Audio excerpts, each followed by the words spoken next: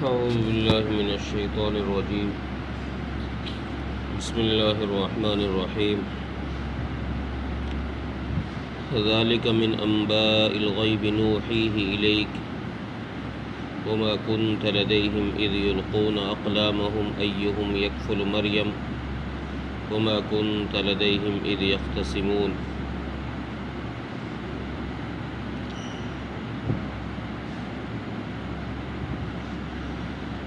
اس آیت میں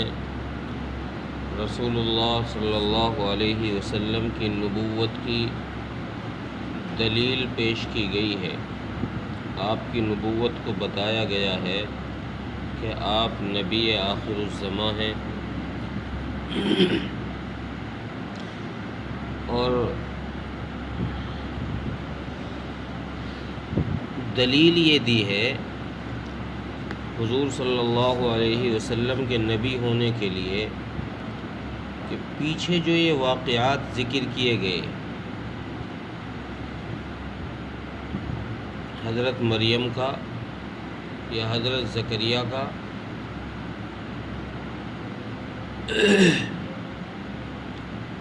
علیہم الصلاۃ والسلام، ان کے جو یہ واقعات ذکر کیے گئے ہیں یہ واقعات رسول اللہ صلی اللہ علیہ وسلم تک جو پہنچے ہیں یہ غیب کی خبریں ہیں اور یہی آپ کی نبوت کی دلیل ہے.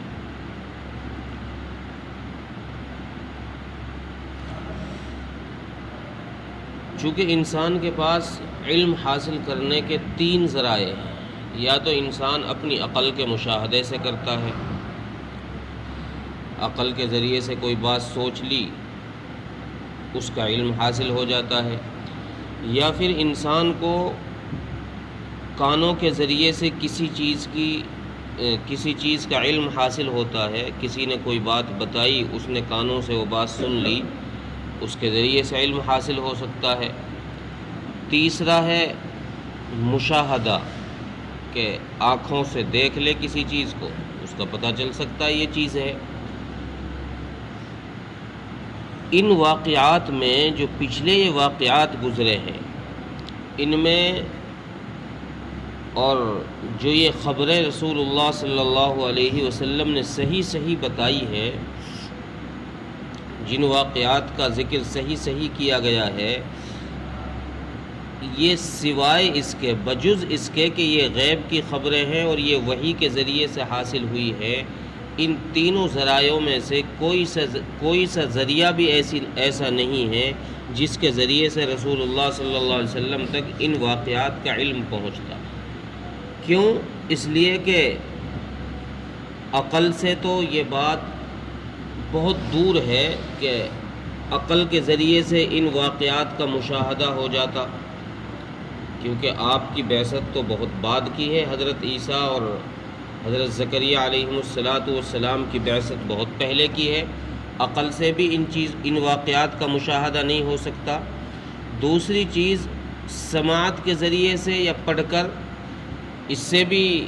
علم حاصل کیا جا سکتا ہے، تو یہ بھی یہاں ممکن نہیں ہے، چونکہ خود رسول اللہ صلی اللہ علیہ وسلم ان پڑھ ہیں، کوئی پڑھے لکھے تو ہے نہیں کہ پچھلی تواریخ کی کتاب لکھی پڑھی ہو ان کے ذریعے سے آپ نے علم حاصل کر لیا ہو. اور سماعت کے ذریعے سے بھی علم حاصل نہیں کیا گیا، کیونکہ آپ کے اور حضرت عیسیٰ کے درمیان تو 500 سال کا فاصلہ ہے. کون اتنی لمبی زندگی لے کر آیا جو 500 سال جیے گا اور پھر یہاں آ کر واقعہ بتا دے گا. بہرحال کوئی ذریعہ ایسا نہیں ہے کہ جس کے ذریعے سے یہ مان لیا جائے کہ یہ جو باتیں رسول اللہ صلی اللہ علیہ وسلم نے بتائی ہیں یہ غیب کی باتیں نہیں ہیں، یعنی وحی کے ذریعے سے ان کے پاس نہیں آئی ہیں، بلکہ اور کوئی ذریعہ ہے جس کے ذریعے سے ان کے پاس یہ باتیں پہنچ گئی ہیں. بلکہ یہ ماننا پڑے گا کہ کوئی ذریعہ ایسا نہیں ہے جس سے رسول اللہ صلی اللہ علیہ وسلم تک یہ باتیں پہنچ جاتی، سوائے اس کے کہ اللہ تبارک و تعالیٰ نے وحی کے ذریعے سے آپ کو یہ خبریں پہنچائی.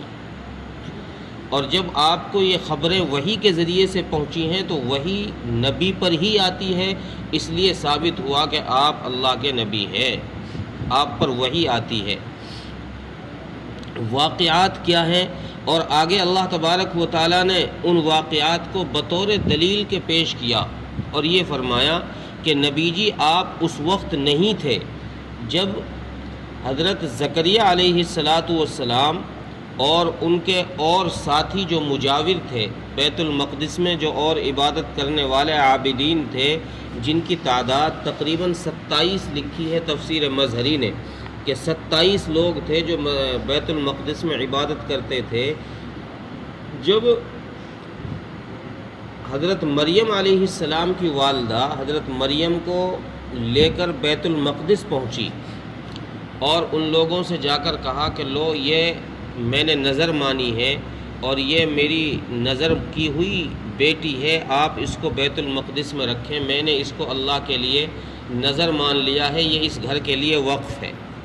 تو چونکہ حضرت مریم جو ہے یہ حضرت عمران کی بیٹی تھی اور حضرت عمران جو ہے بیت المقدس کے امام تھے. اب ہر مقتدی یہ چاہتا ہے کہ امام کی بیٹی کا کفیل میں بنوں، مکلف میں بنوں، میں اس کی پرورش کروں. چونکہ ہر انسان امام کو قدر کی نظر سے دیکھتا ہے، اس لیے ان لوگوں نے بھی کہ امام کی بیٹی ہے میری پرورش میں آ جائے، میں اس کا کفیل بن جاؤں، تو اس کے لیے آپس میں اختلافات شروع کر دیے، جھگڑے شروع کر دیے کہ نہیں میں اس کا کفیل بنوں گا، میں اس کا کفیل بنوں گا. حضرت زکریا علیہ السلام نے کہا کہ نہیں بھائی میں ان کا خالو ہوں، ان کی خالہ میرے نکاح میں ہے، تو لہذا میں زیادہ مستحق رہوں گا اور میں زیادہ استحقاق رکھتا ہوں ان کی کفالت کا. لیکن یہ بات، یہ دلیل باقی جو اور مجاور تھے، جو اور عبادت کرنے والے لوگ تھے بیت المقدس میں، انہوں نے حضرت زکریا کی مانی نہیں کہ ہم نہیں مانتے، خالو ہوں گے اپنی جگہ پر ہے، لیکن یہ ہمارے امام کی بیٹی ہے، ہم چاہتے ہیں ہم اس کے کفیل بنیں، ہم اس کی مکلف بنیں، اس کی پرورش کریں. بہرحال جب اختلاف بڑھا، جھگڑے کی نوبت کی طرف بات بڑھی، تو پھر آپس میں یہ بات طے کی کہ بھئی ایسا کر لو کہ قرعہ اندازی کے ذریعے سے قرعہ ڈال لو، جس کے نام نکل آئے گا وہی اس کی کفالت کر لے گا. ٹھیک ہے جی. قرعہ کے لیے بھی ایک ایسی تجویز پیش کی گئی جو خلاف عادت تھی. قرعہ انسان ڈالتا ہے تو کسی پرچی پر نام لکھ کر 2-4 پرچیوں کو اکٹھا کر کے ان کو ڈال دیتا ہے، ایک اٹھا لو بھئی جس کا نام نکل جائے گا وہ ہو جائے گا. یہ قرعہ کا طریقہ ہے. عرب کا طریقہ یہ تھا کہ وہ تیروں کے ذریعے سے قرعہ نکالتے تھے، تیروں پہ نام لکھ دیتے تھے اور ان تیروں کو ایک ڈبے میں ڈال کر ہلاتے تھے، جھٹکا مار کے نکالتے، جس کے نام کا نکل جاتا وہ اس چیز کا مالک ہو جاتا جس کے لیے بھی وہ قرعہ ڈالا گیا تھا. لیکن یہاں معاملہ الٹا ہوا. انہوں نے قرعہ ڈالنے کے لیے یہ تجویز پیش کی کہ ہم چونکہ یہ لوگ بیت المقدس میں بیٹھ کر تورات لکھا کرتے تھے، تو انہوں نے کہا کہ ہم اپنی قلمیں جن سے ہم تورات لکھتے ہیں ان کو دریا میں ڈالیں گے، اور دریا میں ڈالنے کے بعد جس کی ایک روایت میں ہے کہ انہوں نے کہا کہ بھئی جس کی قلم تیر گئی، جس کی قلم اوپر کو آ گئی، پانی پر رک گئی، وہ اس کا نام کا جو ہے قرعہ کھل جائے گا، وہ جیت جائے گا. اور بعض نے کہا ہے کہ نہیں، انہوں نے جو قرعہ ڈالے، بلکہ جمہور علماء کی اور مفتی شفیع صاحب کی بھی یہی رائے ہے کہ انہوں نے جو قرعہ ڈالے اس قرعہ کے اندر یہ بات طے کی کہ جس کا قلم پانی کی الٹی سمت میں چلے گا وہ قرعہ جیتے گا، اس کے نام کا قرعہ نکلے گا. پانی ادھر کو بہہ رہا ہے تو دستور اور ضابطے کی بات یہ ہے کہ جو چیز پانی میں ڈلے گی وہ ادھر کو ہی جائے گی.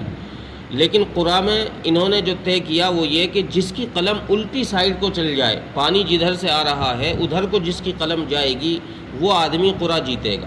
اس کے نام کا قرعہ نکلے گا. چنانچہ انہوں نے دریا پر جا کر اپنی قلمیں اس دریا میں ڈالی اور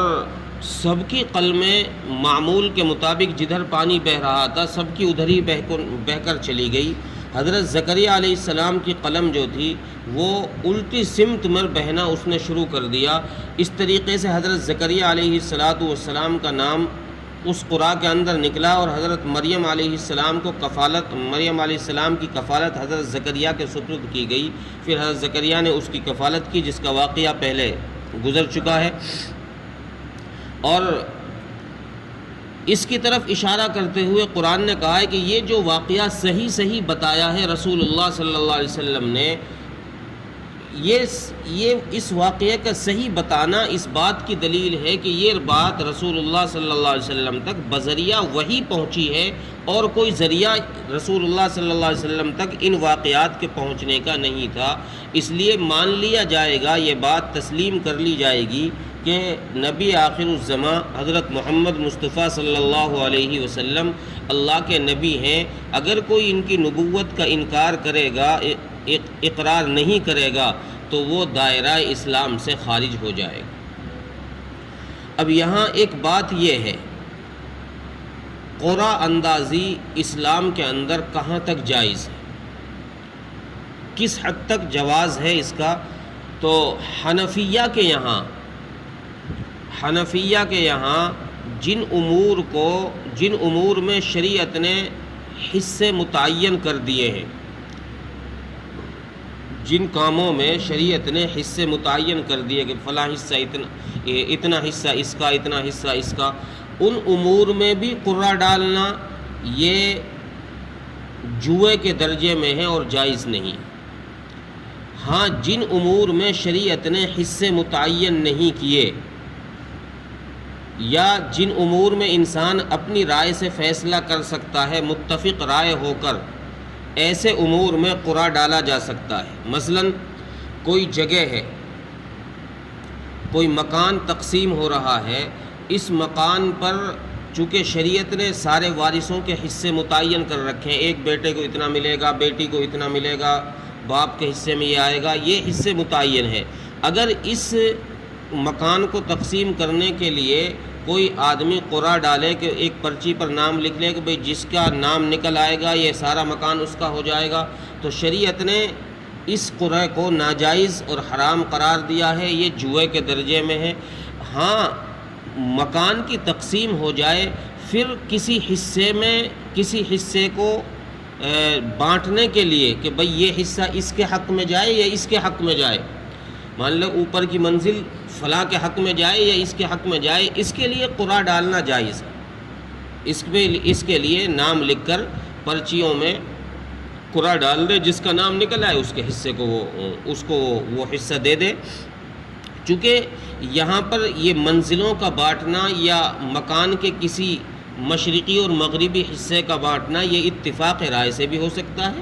سب لوگ متفق ہو جائیں کہ بھئی فلاں زید کو دے دو بھئی یہ حصہ، تو سب متفق ہو جائیں تو زید کو دے دیا جائے گا۔ تو جن امور میں سب کی رائے متفق ہو کر فیصلہ کیا جا سکتا ہو، ان امور میں قرعہ ڈالنا جائز ہے۔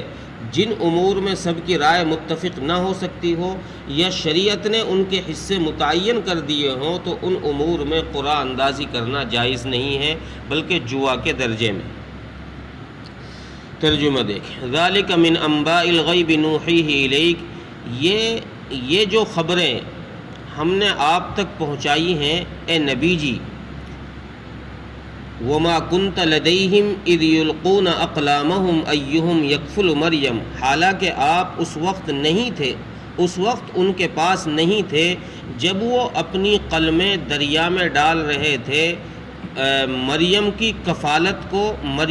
کفالت اپنے حصے میں لینے کی وجہ سے۔ وما کنت لدیہم اذ یختصمون، اور نہ آپ اس وقت ان کے پاس تھے جب وہ آپس میں جھگڑا کر رہے تھے۔ حضرت مریم کو لینے کے لیے جب آپس میں جھگڑا کر رہے تھے نبی جی، نہ تو آپ اس وقت ان کے پاس تھے اور نہ قلمیں ڈالنے کے وقت آپ ان کے پاس تھے، لیکن آپ نے پھر بھی بات صحیح بتائی، تو اس سے پتہ چلا کہ آپ اللہ کے نبی ہیں، جو یہ باتیں آپ کو وحی کے ذریعے سے ہی پہنچائی گئی۔ اللہ تعالیٰ عمل کی توفیق۔